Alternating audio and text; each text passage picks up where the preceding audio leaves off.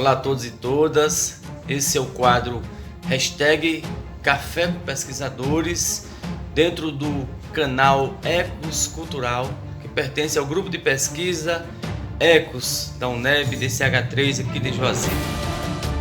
Nosso objetivo é conversar semanalmente com pesquisadores da nossa região, justamente falando sobre as questões de suas pesquisas, lançamento de livro, falar um pouco daquilo que move os pesquisadores regionais no tocante ao semiárido brasileiro, no tocante à educação, no tocante ao direito, no tocante à economia, à engenharia. Então nós estamos conversando com vários pesquisadores da nossa região e hoje nós estamos com o episódio de número 2. Com o distanciamento social, nossas conversas acontecem de forma virtual, o que é importante e bom para nós que estamos distantes, nos aproximarmos mais daquelas pessoas que estão pesquisando o sertão profundo, o semiárido brasileiro, as cidades, tanto a parte urbana quanto a parte rural. Então, com o distanciamento social, a nossa conversa ficou e virou virtual. Vai um cafezinho aí? Vamos começar?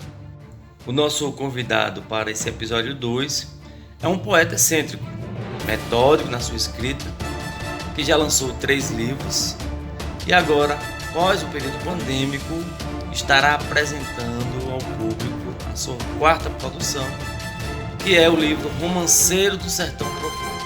Mas antes de passarmos a saber mais sobre o Romanceiro do Sertão Profundo, livro que será lançado em breve, eu gostaria que o autor se apresentasse e falasse um pouco de si, falasse um pouco do seu trabalho, falasse um pouco de onde ele veio, qual é a sua formação e o que podemos esperar nesse contexto dessa produção do livro Sertão Profundo. Boa noite, professores, boa noite, amigos, boa noite, colegas, espectadores do canal Ecos Cultural, Café com Pesquisadores. É um prazer estar aqui para falar do lançamento desse romance. Eu trabalho na Universidade Estadual do Piauí, onde sou pesquisador e professor, e coordeno por lá uma série de projetos, inclusive o Núcleo de Estudos Foucaultiano, que é o carro-chefe dos projetos todos que eu congrego. E a ideia, é levar a pesquisa, ou as minhas pesquisas, ou as pesquisas dos meus alunos, para um diálogo um pouco mais intenso com a sociedade. Então, é um pouco da minha biografia profissional. Sou poeta, escritor, e um ex-aluno da Universidade Estadual do Piauí, ou da Bahia, onde estudei no Campus 3, departamento que me deixou muita saudade, numa época boa da universidade, onde não se tinha essa correria intensa pelos doutoramentos, Eu quero resistir a essa crítica, é bem verdade o que eu falo. Então eu estudei numa época feliz, então tenho muita saudade. Então sou um ex-aluno do departamento de ciências, eu fui aluno do curso de pedagogia do Campus 3 e gosto de lembrar dessa experiência de aprendizagem como aluno, justamente porque foi essa experiência de aprendizagem que me fez andar com mais intensidade no campo imaginativo. Então é importante você passar por uma formação onde você foi e viveu um período feliz. Então eu gosto de falar bem da UNEB por conta de que quando eu fui estudante, eu vivi intensamente uma felicidade que eu não tinha nem parâmetro para classificar. Hoje é que eu sei o que foi aquilo ali. Não sei como está, isso aí você corta. Não sei como está a UNEB hoje, mas... vai gravando, André. Depois você vai gravando, depois você corta. Não sei como está a UNEB hoje, mas na época que eu fui estudante, eu vivi coisas maravilhosas de forma muito intensa. Inclusive essa vontade de escrever e a descoberta pela leitura, porque eu acho que a descoberta pela leitura ela ocorre num momento de muita grandeza, de muita comunhão. E não existe esse processo de troca na educação que não seja pela comunhão. Gênesis, você tem 3 obras, né? Nós estamos aqui apresentando as 3 obras. Aldeia do Tempo, que é o segundo romance, o primeiro de poesia, Alma das Ruas, que você fala, que foi lançado pela UNEB, né? E o terceiro livro, que é o Núcleo de Estudo Foucaultiano, que é um núcleo que você faz parte em São Raimundo Nonato, na Universidade Estadual do Piauí. E eu queria que você falasse um pouco sobre essa produção literária, sobre sua produção, sobre sua escrita, e apresentasse aos leitores um pouco mais dos seus livros. Eu queria que você falasse um pouco dessa produção acadêmica, se só são esses livros, se tem mais algum livro. Então, o meu primeiro livro foi publicado inclusive pela UNEB. A UNEB quem financiou o meu primeiro livro, que se chama A Alma das Ruas. Eu estou com a dislexia meio. A Alma das Ruas foi publicado em 2004 pela editora da UNEB. Quando eu estava saindo da universidade, foi financiado pela Universidade Estadual da Bahia. Meu segundo livro, e aí eu saio para o Piauí para estudar, mas vou com esse projeto de escrever o romance A Aldeia do Tempo, que vai ser publicado 10 anos depois, inclusive porque eu fiz um corte, assim, eu me afastei do objeto de estudo por 5 anos ou mais, e só no final de 2014, 13 por ali, eu peguei o romance e falei assim, vou terminar esse romance, e publiquei o segundo livro. Então, de lá para cá, o Núcleo de Estudos Foucaultiano, eu criei esse selo, né, porque é o nome do projeto, é vinculado a um projeto de extensão da universidade, mas é um selo que eu criei e eu ponho no livro. O Núcleo de Estudos Foucaultiano vem se organizando para publicar os livros. Na verdade, são publicações, são feitas pelo autor, eu que pago, mas coloco o selo do núcleo nos livros. Com esse objetivo também de você também divulgar um pouco as publicações que vão sendo feitas, porque elas são fruto daquilo que você está pesquisando, elas são fruto desse universo onde você está inserido, né? De pesquisador, de escritor, o universo da literatura, o universo, enfim, os universos estão assim super bricolados. Então, pelo Núcleo de Estudo Foucaultiano, nós publicamos uns 4 ou 5 livros. O último foi esse que trata sobre a pesquisa no semiárido, né? Que na verdade não é sobre uma pesquisa, não é sobre. Eu gostei de publicar esse livro sobre o Núcleo de Estudo Foucaultiano com a reunião de artigos, porque não é sobre o semiárido, e sim sobre o que ocorre no semiárido. Porque, na verdade, nós estamos no semiárido e lendo Goethe, e lendo Hugo, e lendo Mallarmé. Estamos no semiárido. Então, quando o leitor pegar esse livro de pesquisa, vai ver que tem textos, né, sobre arqueologia, sobre educação, e textos sobre educação no semiárido. Então, fiquei muito feliz com a publicação desse livro, que foi o último, que foi em 2017. Pois bem, fui ao mestrado em 2015 e aí em 2016 eu comecei a escrever esse romance que vamos lançar agora, que vai falar sobre o Sertão Profundo. Já conhecemos a sua obra, um pouco da sua obra literária, já conhecemos também um pouco da sua vida acadêmica, e agora eu gostaria que você entrasse profundamente naquilo que é o Romanceiro do Sertão Profundo. Nos conte como foi que esse livro nasceu, quais são as inquietações, a questão da pesquisa histórica, da pesquisa documental, em que contexto esse livro está presente e qual o momento histórico também dele. Gostaria que você entrasse mesmo, mostrasse aí ao telespectador do canal Ecos, do nosso quadro Café com Pesquisadores, o que ele pode encontrar nesse Romanceiro do Sertão Profundo. Então, 2016, 2015, 2016, em 2015 eu começo a escrever esse livro, em agosto de 2015. Em agosto de 2016, em um ano, eu botei um ponto final nessa novela de cavalaria.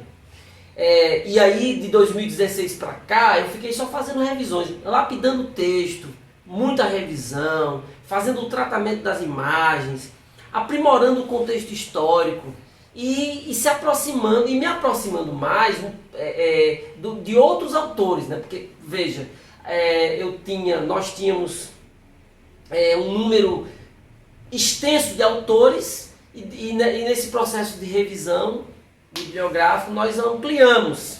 Ampliamos por quê? Porque eu trabalho com notas, né? Eu me cerco de notas, assim como fazia Ariano Suassuna. Eu me cerco de notas e essas notas vão dando o link, né? Porque às vezes eu estou fora do contexto e o contexto me traz, a nota me faz retornar para o contexto. Então foi importante esse período porque eu fiquei fazendo as revisões e aprimorando, lapidando. Então contratei um grupo de historiadores, porque eu não sou historiador, eu sou pedagogo, não sou historiador de formação. O livro é um romance histórico, vinculado ao século XVIII, se passa na Bahia do século XVIII, 1798, em plena Revolução dos Alfaiates. Então eu me cerquei de um grupo de historiadores que não é que fez a pesquisa por mim, quem fez a pesquisa toda fui eu. Eles só fizeram a revisão técnica, que é quando, por exemplo, você está descrevendo um contexto que está no século XVIII, onde a capitania da Bahia se chamava Capitania da Bahia de Todos os Santos. Então, o cara que é historiador, ele visualiza isso assim e chama atenção. Professor, nessa época a Bahia não se chamava Bahia, se chamava Bahia de Todos os Santos. Enfim, mas esses revisores técnicos, eles foram muito bons porque eles me chamaram, eles conseguiram ver coisas que eu não tinha visto. Por exemplo, eles conseguiram perceber que no romance eu crio uma aproximação entre duas civilizações, a do couro de Ariano Suassuna e a do açúcar de Gilberto Freire. Elas estão distantes no tempo, né? Elas estão distantes no tempo porque elas fazem parte dos ciclos da Terra que influenciaram e influenciam até hoje a economia do Brasil. E no período colonial isso foi fundamental. Essa ideia das civilizações. A civilização do açúcar, ela tinha um lugar. A civilização do couro tinha outro lugar. Mas o contexto era o sertão. Esse sertão profundo, cantado por Elomar e descrito por Câmara Cascudo, Raquel de Queiroz, Euclides da Cunha, Gilberto Freire e o nosso querido Ariano Suassuna, esse sertão profundo é muito universal. Eu não tinha uma relação com o sertão, com a literatura do sertão. E sendo sertanejo não tinha esse contato mais. Então eu tive que aprender. Então eu tive que elaborar minha metodologia de pesquisa, né, de leitura, me cercando de notas, para mergulhar nessa alma do sertão. Uma vez que eu mergulhei nessa alma do sertão, essa equipe de historiadores, eles conseguiram visualizar que ao longo de todo o romance eu consigo ir mostrando qual era o papel da sociedade patriarcal, rural, e qual era o papel desses modelos de civilização ou desses modelos de mentalidade de civilização que iam me acompanhando. Por exemplo, quando eu estou descrevendo todo o arcabouço da Revolução dos Alfaiates e eu estou no litoral soteropolitano, né? Ali, claro, há uma impressão mais forte da civilização do açúcar. Mas quando esse personagem vai mergulhando no sertão, que eu chamo de sertão de dentro e sertão de fora, eu crio essa diversificação ou classificação para construir uma arqueologia da paisagem. Quando eu digo assim, quando esse personagem começa a descrever o sertão de dentro, que é um sertão profundo, ele já mergulha nessa civilização do couro, que já vai ser um contexto em que ele vai estar em contato com os cantadores, com os menestréis, com os cocheiros, com o povo do povo. E entre o povo do povo, ele vai se situar, né? Ele vai se situando nisso que eu chamo de sertão de dentro, que é a civilização do couro. Ponto. Nas minhas pesquisas, eu fui encontrando essa imagem da civilização do couro na obra de Ariano Suassuna, que era um autor que eu também não tinha contato. Daqui a pouco eu posso falar sobre esse meu contato com a geração de 30, que eu não tinha. Li a obra de Ariano toda. E ao fazer essa leitura da obra de Ariano, eu fui descobrindo que não há diferença na literatura de Raquel de Queiroz, Guimarães Rosa, Câmara Cascudo, Manuel de Barros, Gilberto Freire, Ariano Suassuna. Não há diferença nenhuma entre essa literatura e a literatura produzida na Europa por Goethe, por Shakespeare enfim, outros autores. O fato é que nós temos uma visão muito eurocêntrica e eu comecei a perceber que eu tinha muito essa visão eurocêntrica porque eu só gostava da literatura francesa e não gostava dessa literatura de 30, essa geração de 30, que é a geração conhecida como a geração regionalista, já é uma geração que se ambienta desse sertão com as características universais da literatura. E essa foi a grande descoberta nesse primeiro momento em que eu estava construindo o enredo dessa novela de cavalaria. Então, essa novela de cavalaria se passa no século XVIII, aí vocês imaginam, as novelas de cavalaria, o ciclo das novelas de cavalaria, elas foram encerradas no século XV, e final do 16, na primeira metade do 16 já estava esgotada. O fato é que a novela de cavalaria ela foi avançando, né? E entrou no aspecto folhetinesco e somente muito depois nós tivemos a chegada dos primeiros tipógrafos e nas capitais, Rio e Salvador, nós tivemos os primeiros jornais. Então vamos lá. A novela de cavalaria ela também tem esse contato com o folhetinesco, com aquilo que é crônica de costume. Então veja, é um romance que se passa no século XVIII, escrito por uma pessoa que está no século XXI, mas tem todas essas características que imbuem a importância da literatura do século XIV e XV com as novelas de cavalaria. Quais sejam? O enredo, a construção dos personagens e a presença de certos elementos subjetivos como a inveja, a traição, as emboscadas, a presença do demônio. Então, são essas características que vão dando à novela de cavalaria um enfoque mais interessante para percebermos, por exemplo, que os romanceiros no passado, eles vinham de uma tradição oral. Veja, eu há pouco falei, a evolução disso tudo foi para o aspecto folhetinesco, que com a chegada dos primeiros tipógrafos e com as primeiras editoras, nas capitais, né, nos litorais, gerou essa literatura que no futuro, com o realismo, ficou conhecida como literatura latrinária, né? Isso eram os realistas falando dos românticos. Imagina o que se dizia, por exemplo, da literatura cavalheiresca, ou seja, essa literatura que estava muito esquecida, mas que foi resgatada. E por que eu me preocupei em trazer os elementos? Porque eu não podia dizer que estavam fazendo uma novela de cavalaria sem ser uma novela de cavalaria. Portanto, eu tive que ler as principais novelas de cavalaria da literatura inglesa, francesa, portuguesa, espanhola, para me cercar dessa estética.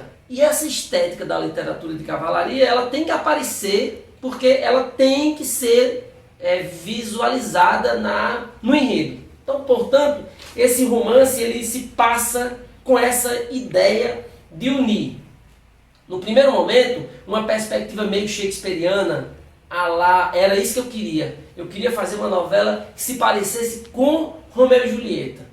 Já no meio do livro, eu falei assim, meu Deus, mas bem que podia ser uma grande tragédia. Aí eu já estava lendo A Tempestade, e aí eu já imbuí a Tempestade. Essa Tempestade me fez, né?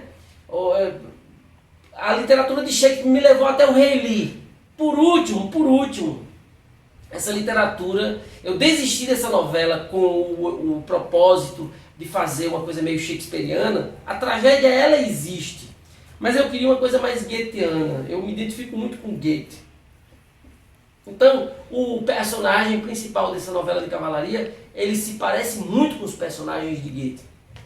E mais parecido com o Fausto, né? Então, Romeu e Julieta está no contexto. Eu estou colocando essas três referências e a última, que é a de 100 Anos de Solidão, porque eu me filio nesse livro, eu estou me filiando a uma estética meio de um realismo fantástico do 100 Anos de Solidão. Porque eu vou contar daqui a pouco o que eu fiz com 100 Anos de Solidão dentro do meu romance. Mas essa ideia de fazer um contexto histórico, dialogar com essa literatura, é para mostrar aquilo que foi dito no início da nossa conversa, que me aproximava de Ariano Suassuna. Ariano Suassuna, ele se cercava de notas. As notas dele, com as quais ele se cercava, servia para construir e ir elaborando um enredo que era dele, próprio dele. Então isso faz parte das leituras. O que estava me cercando, o que estava me motivando, ia construindo comigo esse contexto do enredo. O contexto histórico eu já disse, né? São fins do ano de 1798, em plena revolução dos alfaiates, com toda aquela complicação que estava sendo vivida pela sociedade patriarcal, com o fim dos ciclos da terra, e de um lado a sociedade patriarcal rural, e do outro os interesses de uma colônia, de um país, de uma colônia que ainda protegia garantia certos privilégios para essa sociedade patriarcal. Enfim, esse é o contexto do livro. Então, 2016, 2015, 2016, em 2015 eu começo a escrever esse livro, em agosto de 2015. Em agosto de 2016, em um ano, eu botei um ponto final nessa novela de cavalaria. E aí, de 2016 para cá, eu fiquei só fazendo revisões, lapidando o texto, muita revisão, fazendo o tratamento das imagens, aprimorando o contexto histórico e se aproximando, e me aproximando mais de outros autores, né? Porque, veja, nós tínhamos um número extenso de autores e nesse processo de revisão bibliográfico nós ampliamos. Ampliamos por quê? Porque eu trabalho com notas, né? Eu me cerco de notas, assim como fazia Ariano Suassuna. Eu me cerco de notas e essas notas vão dando o link, né? Porque às vezes eu estou fora do contexto e o contexto me traz, a nota me faz retornar para o contexto. Então foi importante esse período porque eu fiquei fazendo as revisões e aprimorando, lapidando. Então contratei um grupo de historiadores, porque eu não sou historiador, eu sou pedagogo, não sou historiador de formação. O livro é um romance histórico, vinculado ao século XVIII, se passa na Bahia do século XVIII, 1798, em plena Revolução dos Alfaiates. Então eu me cerquei de um grupo de historiadores que não é que fez a pesquisa por mim, quem fez a pesquisa toda fui eu. Eles só fizeram a revisão técnica, que é quando, por exemplo, você está descrevendo um contexto que está no século XVIII, onde a capitania da Bahia se chamava Capitania da Bahia de Todos os Santos. Então, o cara que é historiador, ele visualiza isso assim e chama a atenção. Professor, nessa época a Bahia não se chamava Bahia, se chamava Bahia de Todos os Santos. Enfim, mas esses revisores técnicos, eles foram muito bons porque eles me chamaram, eles conseguiram ver coisas que eu não tinha visto. Por exemplo, eles conseguiram perceber que no romance eu crio uma aproximação entre duas civilizações, a do couro de Ariano Suassuna e a do açúcar de Gilberto Freire. Elas estão distantes no tempo, né? Elas estão distantes no tempo porque elas fazem parte dos ciclos da Terra que influenciaram e influenciam até hoje a economia do Brasil. E no período colonial isso foi fundamental. Essa ideia das civilizações. A civilização do açúcar, ela tinha um lugar. A civilização do couro tinha outro lugar. Mas o contexto era o sertão. Esse sertão profundo, cantado por Elomar e descrito por Câmara Cascudo, Raquel de Queiroz, Euclides da Cunha, Gilberto Freire e o nosso querido Ariano Suassuna, esse sertão profundo é muito universal. Eu não tinha uma relação com o sertão, com a literatura do sertão.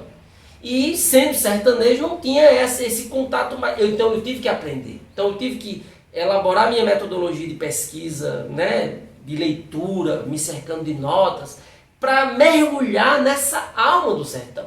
Uma vez que eu mergulhei nessa alma do sertão, essa equipe de historiadores, eles conseguiram visualizar que ao longo de todo o romance eu consigo ir mostrando qual era o papel da sociedade patriarcal, rural, e qual era o papel desses modelos de civilização ou desses modelos de mentalidade de civilização que iam me acompanhando. Por exemplo, quando eu estou descrevendo todo o arcabouço da Revolução dos Alfaiates e eu estou no litoral soteropolitano, né? Ali, claro, há uma impressão mais forte da civilização do açúcar. Mas quando esse personagem vai mergulhando no sertão, que eu chamo de sertão de dentro e sertão de fora, eu crio essa diversificação ou classificação para construir uma arqueologia da paisagem. Quando eu digo assim, quando esse personagem começa a descrever o sertão de dentro, que é o sertão profundo, ele já mergulha nessa civilização do couro, que é que já vai ser um contexto em que ele vai estar em contato com os cantadores, com os menestréis, com os cocheiros, com o povo do povo. E entre o povo do povo, ele vai se situar, né? Ele vai se situando nisso que eu chamo de sertão de dentro, que é a civilização do couro. Ponto. Nas minhas pesquisas, eu fui encontrando essa imagem da civilização do couro na obra de Ariano Suassuna, que era um autor que eu também não tinha contato. Daqui a pouco eu posso falar sobre esse meu contato com a geração de 30, que eu não tinha. Li a obra de Ariano toda.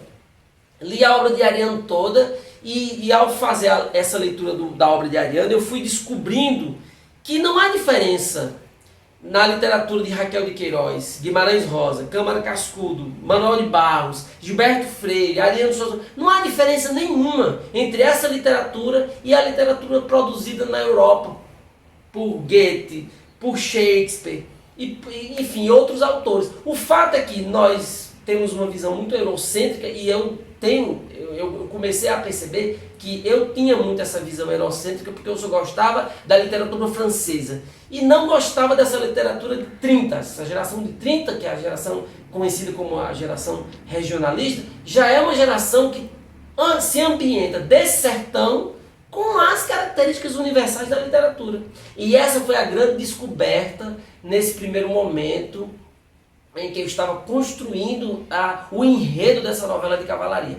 Então, essa novela de cavalaria se passa no século XVIII, aí vocês imaginam, as novelas de cavalaria, o ciclo das novelas de cavalaria, elas foram encerradas no século XV, e final do 16, na primeira metade do 16 já estava esgotada. O fato é que a novela de cavalaria ela foi avançando, né?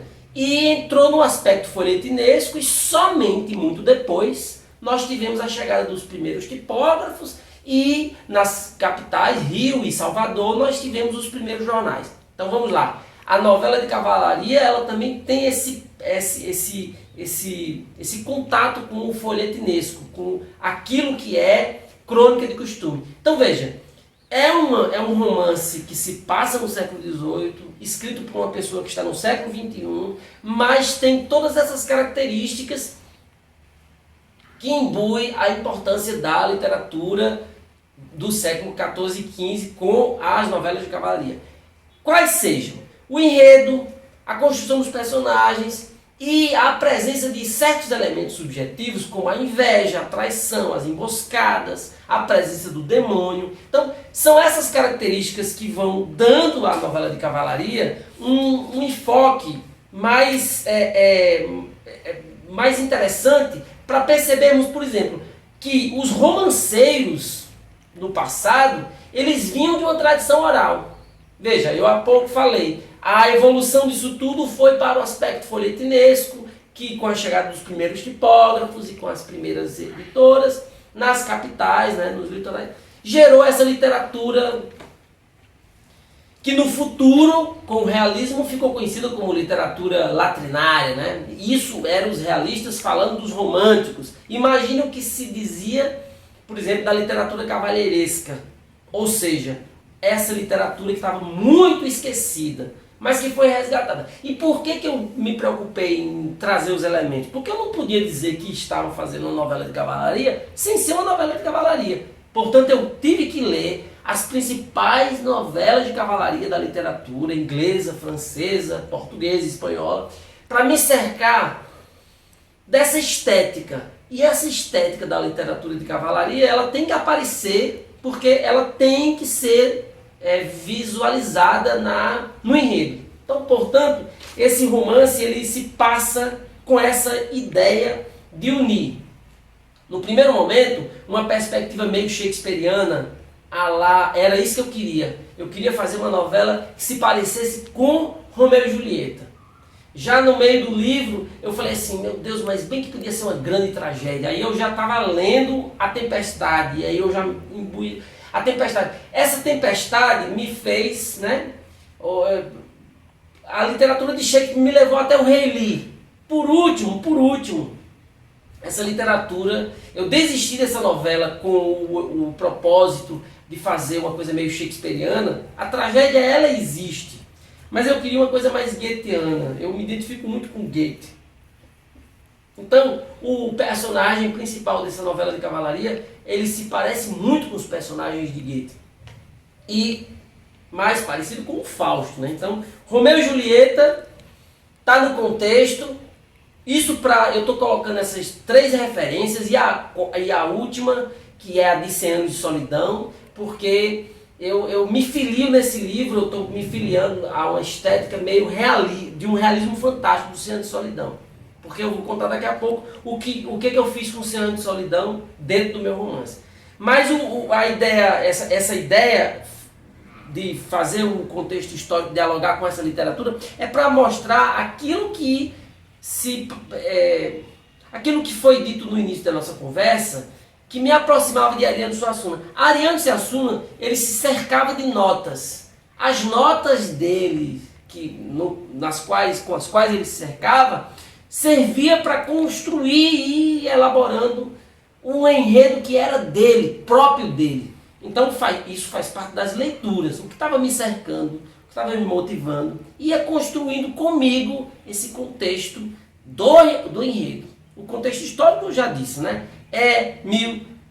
São fins do ano de 1798, em plena revolução dos alfaiates, com toda aquela complicação que estava sendo vivida pela sociedade patriarcal, com o fim dos ciclos da terra, e de um lado a sociedade patriarcal rural, e do outro os interesses de uma colônia, de um país, de uma colônia que ainda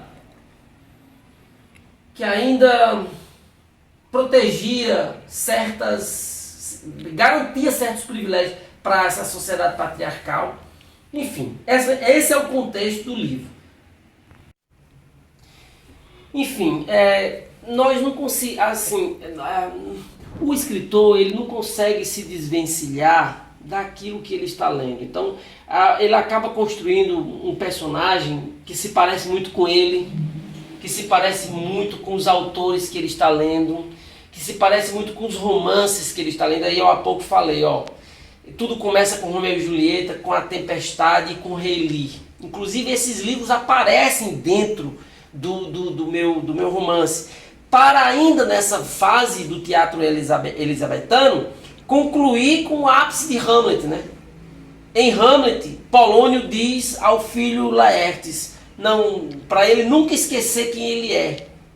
E ele responde ao pai, vivendo de forma que ele passou a não esquecer de quem ele era filho, de onde ele vinha. Então, esse é o contexto do meu romance. O personagem principal, ele vai estudar muito cedo na Europa. Ele vai à Europa estudar leis. Quando enfim, lá na Europa, claro, você estuda em Coimbra. Aquele contexto do início do século XIX em Coimbra era um fluxo. Era uma peneira. Tudo que estava acontecendo na Europa estava sendo sentido por aquela geração. O que eu posso contextualizar? Aquela geração que está vivendo a primeira metade do século XVIII em Coimbra é uma geração que vai ficar sabendo de como viveu os autores, os personagens, a sociedade que esteve na Europa um século antes, ou metade de um século antes. Ou seja, você está vivendo o ápice do romantismo Mas aqui, um pouco atrás, não, você está retomando, você está vivendo o ápice do realismo, mas o que você viu ali atrás, com a influência de Goethe, com a influência de Byron, com a influência de Musset, era o romantismo. Então, o romantismo inglês e francês estava ali. E aí, Portugal, muito próximo. Esse personagem vai à Europa, muito criança, estudar, e quando volta, ele já volta para Salvador e se envolve, ele já estava envolvido até o pescoço na Europa, com esses movimentos de insurreição, e no Brasil, quando ele chega ao Brasil, ele se envolve através da maçonaria e dos intelectuais, enfim, já existia um grupo muito organizado no Brasil, militando ali, haja vista que entre 1755 e 1775, dá exatos 20 anos, nós tivemos mais de 25 levantes no Brasil. Então, a que se vê que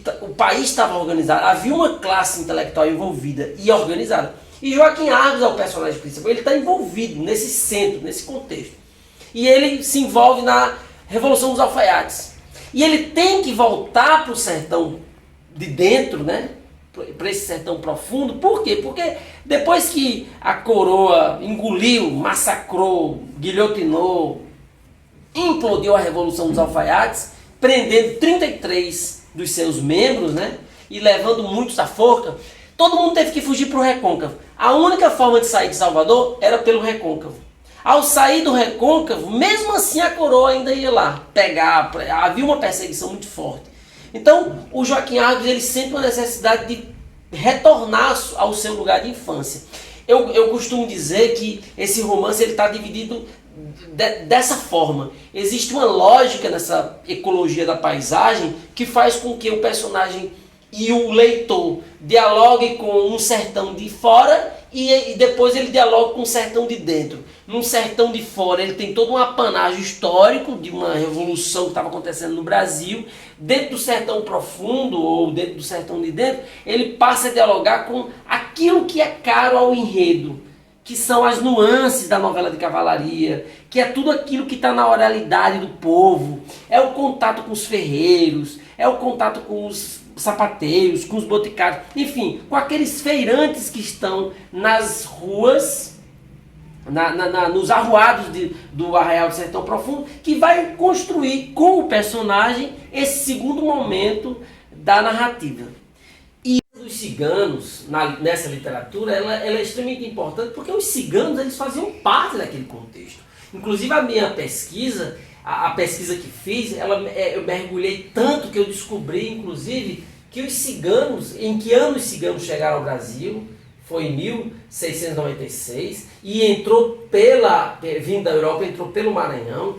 No primeiro momento no Brasil eles foram utilizados como milícias, né? Como soldados de milícia, depois eles foram expulsos. E para onde eles eram encaminhados? Os ciganos eram encaminhados para os sertões para os recônditos mais distantes. E nesse sertão muito profundo, os ciganos vão encontrar os vaqueiros.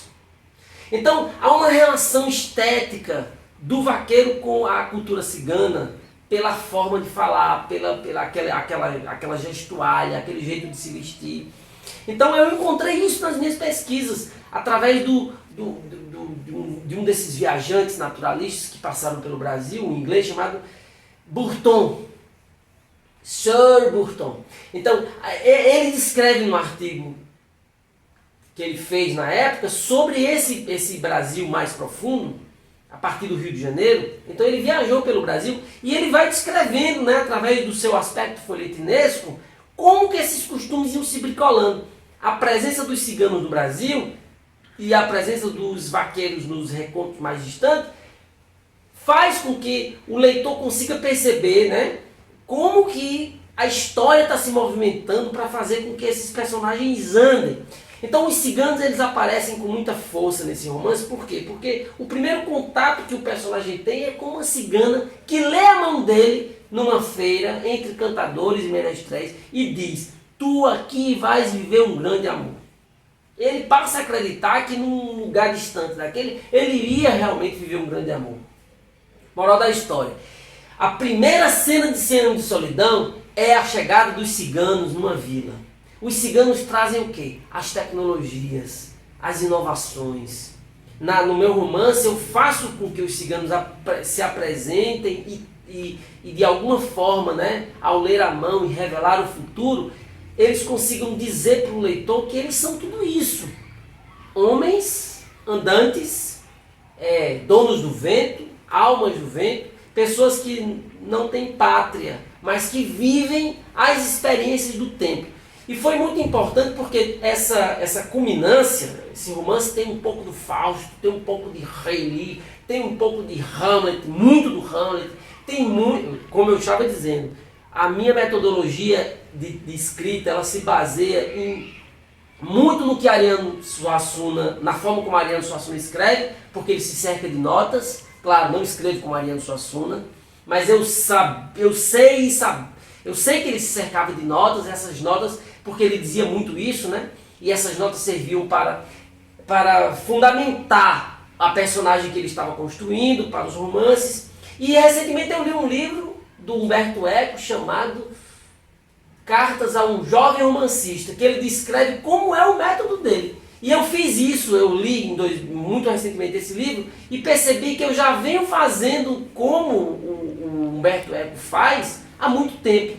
Que ele se cerca dos personagens, que ele constrói um enredo antes de construir a narrativa e vai vivendo intensamente tudo aquilo. Então, foi mais ou menos isso que fiz. Eu me apoiei nessas duas formas de viver a escrita e elaborei esse meu romance que vai dialogar com um sertão que eu nunca tinha dialogado. Por exemplo, eu não era um leitor de Guimarães Rosa, eu não era um leitor de Raquel de Queiroz, eu não era um leitor de Raquel de Câmara Cascudo, eu pouco conhecia Ariano Suassuna, eu pouco conhecia Gilberto Freire. Hoje, muito conheço de Gilberto Freire, muito conheço de Ariano Suassuna. Relativamente sobre o sertão, li muita coisa sobre do Câmara Cascudo, vivi as novelas de Raquel de Queiroz. Manuel de Barros, Guimarães Rosa foram me dando esse norte das vivências dos personagens no ambiente do sertão. Então, de alguma forma, a literatura que eu não tinha contato, que eu passei a ter, foi a grande descoberta desse romance.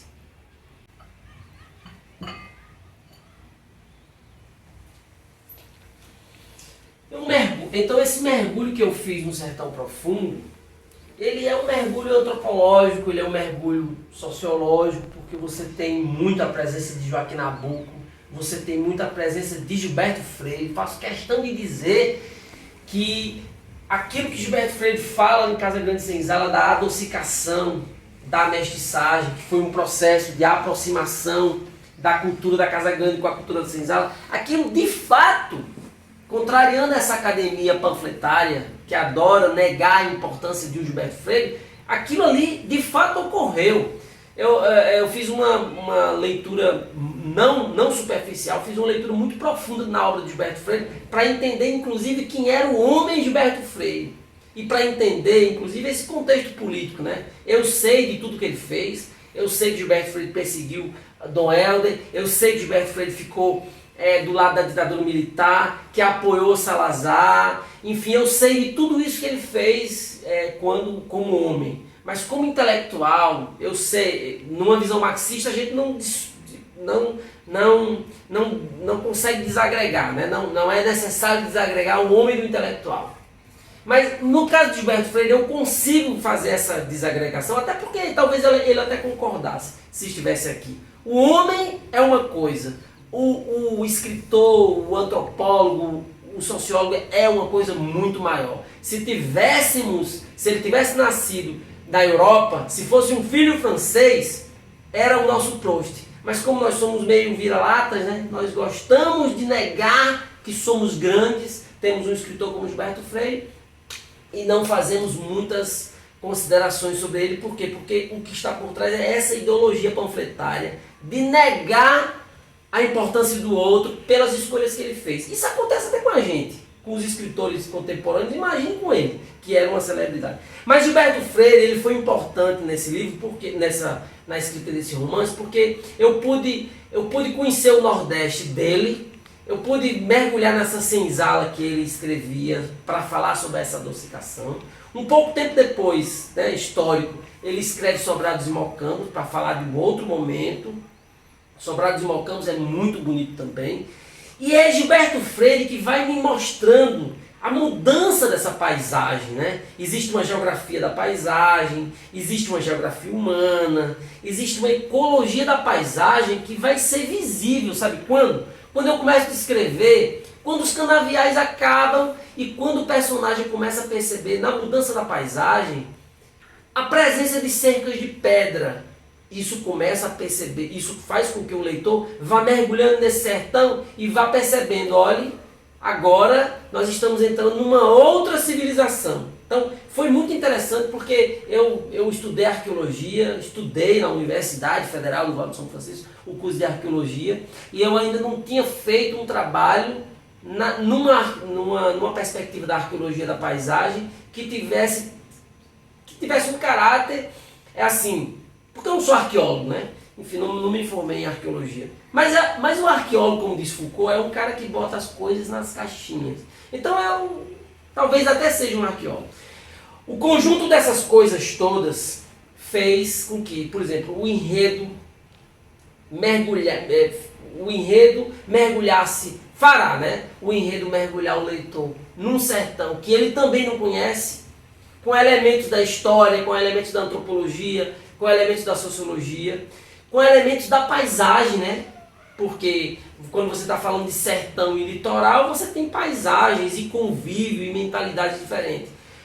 Outro aspecto que eu acho importante é essa aproximação mesmo, de entender que a civilização do couro ela teve uma importância e em contraponto, a civilização do açúcar de Gilberto Freire teve outra importância. Assim como o ouro, a fase do diamante, enfim, depois o café, são ciclos da terra que vão fundamentando o nosso aspecto econômico. E no Brasil colonial, esses aspectos econômicos eram de extrema importância. O que nós não podemos deixar de esquecer é que o pano de fundo dessa minha história é a escravidão. Alguém perguntou assim, mas esse livro é sobre a escravidão? É, porque a escravidão aparece do início ao fim, é o pano de fundo.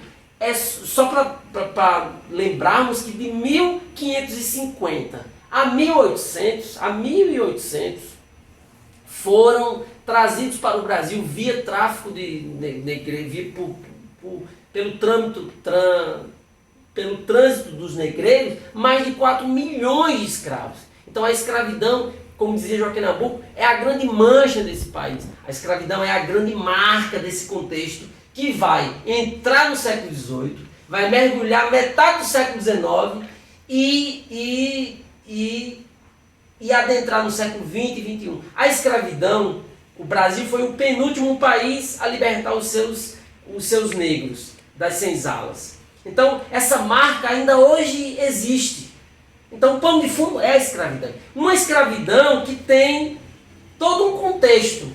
É falar de uma escravidão voltada para uma cultura do sertão. Então, veja, esse sertão profundo ele está todo imbuído de imagens que são extremamente do sertão, com um contexto político característico do Brasil colônia, em épocas tão difíceis, economicamente, politicamente, nesses Brasis que vão mergulhando a transição entre a monarquia e a república. Porque todos os leitores sabem, os historiadores comprovam que aqueles movimentos messiânicos que foram ocorrendo no Brasil entre 1755 e 1775, aqueles movimentos eram para fundamentar o que Dom Pedro I fez depois, né? Criar o grito e dar o grito de independência do Brasil. Aqueles movimentos todos estavam arquitetados. Mas essa escravidão que veio depois, esse contexto político que veio depois, formalizou um outro Brasil que foi vivenciado pelo Pedro II e pelos abolicionistas, porque os abolicionistas eles tinham um pé na Europa, com os dandes e com todo aquele apanágio literário, e tinham um pé no Brasil. O que eles traziam de lá, ou o que eles levavam daqui para lá, era esse contexto de uma tentativa de alforriar e afirmar oficialmente que o nosso país não tinha escravidão, passaria a não ter escravidão. Foi uma luta que durou mais de um século. Os abolicionistas são guerreiros nesse sentido, porque eles transitavam entre o povo, mas viviam na sociedade mais elitizada do patriarcado, mas também andavam na Europa. E essa influência que foi ocorrendo ao longo desses passeios veio trazendo as novas ideias. Por exemplo, nós temos no sertão o personagem do menestrel, você tem também o personagem do mascate, o cigano que canta na feira. Esses caras, eles trazem novidades e trazem tecnologia. No aparato político, quem estava trazendo essas informações eram justamente esses intelectuais que se formavam em Coimbra. E que de Coimbra, aqueles que tinham mais posse, conseguiam mergulhar, passar por Londres, por Paris, esses caras traziam as influências. E num Brasil que não tinha muitas perspectivas, essas influências foram migrando, foram mergulhando, foram sendo dissecadas, a ponto de virar ideias sediciosas, a ponto de, na Revolução dos Alfaiates, por exemplo, não havia tipografia no Brasil naquele período. Não havia tipografia. Vejam como o país estava mergulhado num atraso. Mas os papéis eram afixados nas esquinas. Aqueles papéis sediciosos denunciavam o que a colônia vinha fazendo com o povo. Assim ocorreu em Pernambuco, assim ocorreu em Minas Gerais, assim ocorreu na Bahia. Então, esse romance A Aldeia do Tempo, a grande descoberta de ter escrito essa novela de cavalaria, porque eu passei a descobrir um sertão que eu não conhecia, um sertão que eu não comparava, porque eu Gênesis, o escritor, não gosto dessa estética de pobreza, não gosto. Quem quiser falar do semiárido com pobreza, fale longe de mim, porque eu não gosto. Eu gosto de falar do semiárido com a mesma grandeza que tem os romances do Victor Hugo, que tem os romances do Alexander Dumas, que tem os romances do Goethe e do Byron. É a mesma coisa. Veja o que Raquel do Queiroz faz. Veja o que Câmara Cascudo faz. Veja o que Manuel de Barros faz. Então eu gosto desse sertão. O que vocês vão ler vai ter essa marca do sertão. Vai ter essa marca da geração de 30, sem essa pieguice da pobreza e da estética da miséria. Criticar, eu já gosto de outra coisa. Então, eu acredito que o movimento regionalista daquela geração de 30 que produziu toda aquela literatura, o problema, a gente tem que matar essa ideologia perversa que classifica as pessoas. Tu é bonito, tu é feio, tu é perverso, tu não é perverso. Mas tu é de que partido? Tu é do Bolsonaro, tu é bolsonarista, tu é... Sabe, essa foi a outra grande descoberta, que eu implodi da minha vida, apologia e ideologia. Não gosto dessas duas palavras. Eu só vi por entre essas duas palavras negação. Nesse país onde as pessoas adoram se comportar como um cachorro vira-lata. Quer dizer, eu não posso falar na academia onde eu sou professor de Gilberto Freire, porque os meus colegas que não leram a obra de Gilberto Freire fazem cara feia. Gilberto Freire sendo o gênio da raça, no mesmo naipe de Franz Post na França, de Castro Alves, de Joaquim Nabuco. Então, veja, sabe, cara, eu não estou afim mais desse papo em literatura e pela literatura com essas figuras que são as figuras autorizadas a falarem ou criticarem a literatura que é produzida no século XXI. Eu dou esse exemplo, eu faço essa crítica e transcrevo essa crítica para os chamados críticos da literatura comentada, que são esses professores que se acham donos dos temas. Por exemplo, aqui em Petrolina tem pessoas que são donos do tema sertão. Quando eu prometi escrever esse romance, eu falei para esses críticos que eu ia escrever um romance do sertão porque eles não eram donos dos temas. Guimarães Rosa, por exemplo, pertence aos intelectuais da USP. Não é que eu tenho que pedir, se eu quiser escrever sobre Guimarães Rosa, não é que eu tenho que pedir, não é direitos autorais. É porque a chancela da autoridade, quem tem é eles. Porque quem tem publicação sobre Guimarães Rosa é eles. Eu comecei a inverter essa ordem, eu comecei a ogerizar essa apologia que é feita a esses intelectuais e essa ideologia que está cercando essas figuras. E não me chamem de bolsonarista, porque não sou. E não vou dizer de que lado sou, porque não sou bolsonarista. Acho que você tem que cortar essa parte. Mas esse movimento regionalista fundamentou um país que não via o sertão. Como eu cheguei ao século XXI e também não conhecia o sertão. Quando eu mergulhei nesse sertão, eu vi que não há diferença nenhuma entre Câmara Cascudo e as coisas que Victor Hugo escreve. E aí eu entendi que para escrever sobre o sertão, você precisa primeiro vivenciar certas experiências e mergulhar para conhecer a literatura, para conhecer os conceitos, para conhecer a sociologia, para conhecer a semiótica disso tudo. Essa investigação humana que passa por essa perspectiva dos romanceiros, ela já tinha sido começada com a Aldeia do Tempo. Eu escrevi em 2014 um livro sobre a Revolução a Revolução que ocorreu em 1792, lá em Minas Gerais, que foi a Inconfidência Mineira. Não é uma continuação, porque eu acho que o Romanceiro do Sertão Profundo ele é muito mais profundo. Eu gosto mais, né? Eu gosto dessa literatura que dialoga com esses movimentos de insurreição, porque me leva a pensar um tempo que eu não vivi. Então, de novo, esse campo imaginário me faz perceber que eu posso muito bem dialogar dentro dos meus livros com o Rei Lear, com a Tempestade do Shakespeare, com o Romeu e Julieta, com o Hamlet, que eu dialogo o tempo inteiro, até porque eu sou muito melancólico, igual a ele.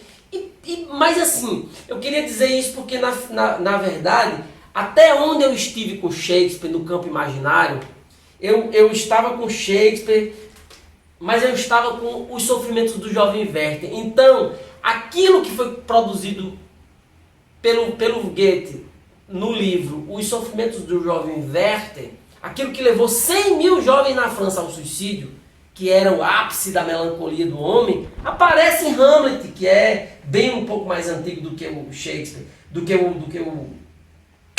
o Sofrimento do Jovem Werther. Mas não necessariamente eu tenho que descrever da mesma forma que o Goethe descreveu. Eu descrevo aquela melancolia naquela mentalidade de tempo do meu jeito, com as minhas referências emocionais e de subjetividade. E assim eu fiz. Eu fui misturando essas notas e fui criando uma novela de cavalaria com essa pegada romântica, realista, naturalista, para finalizar no ápice dessa novela com uma imagem que vai apagar do tempo o próprio Arraial do Sertão Profundo, que é justamente quando eu faço um retorno ao realismo fantástico de Garcia Marques para descrever como foi que o vento destruiu o arraial da infância de Joaquim Argos. Quer dizer, lá em Cem Anos de Solidão, em um parágrafo, Gabriel Garcia Marques descreve como o vento centrifugou o Macondo.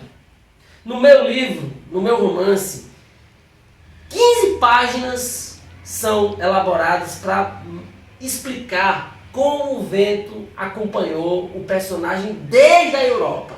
Então, o vento vem seguindo o personagem desde a Europa, até o último instante em que ele centrifuga o sertão profundo e engole aquele tempo no tempo. Bem, esse é o romance que nós vamos lançar depois que a pandemia passar, de forma física, porque na verdade ele já foi publicado em São Paulo, só que não chegou por conta da pandemia e da greve dos Correios. E espero que vocês tenham gostado dessa minha fala longa e louca. É isso, o romance é isso. Eu estou lançando esse romance como um desafio também para mergulhar nesse universo da literatura. E como pesquisador, porque na verdade o aspecto crítico não pode, eu não deixo eles, aliás, o aspecto crítico sobressai na minha pesquisa. Esse mesmo, são 316 páginas, são 21 capítulos de uma novela que, para ter essa característica de novela de cavalaria, tem que ter ação, tem que ter emboscada, tem que ter romance, tem que ter desilusão, tem que ter melancolia, tem que ter a descrição de um país melancólico. Esse foi o episódio número 2 do quadro #Café com Pesquisadores, do grupo de pesquisa Ecos, da UNEB, DCH3, pertencente ao mestrado PPGESA. Gostaríamos de você se inscrevesse no canal, desse também as ideias, compartilhasse esse vídeo e apresentasse o Ecos para muitas pessoas. Nós somos um grupo de pesquisa que debatemos os modos contemporâneos de cultura, de subjetividade, de educação, de sustentabilidade. Nesse período de distanciamento social, estamos mais próximos de você e de todos os telespectadores, porque estamos entrando na sua casa pelas mídias sociais. Mas o Ecos, ele existe enquanto grupo de pesquisa e ele está discutindo todo um contexto de pesquisa e educação. E esse quadro do canal Café com Pesquisadores, dentro do canal Ecos, é um modus de estarmos apresentando as pesquisas para as pessoas, para os amigos, sem sairmos de casa.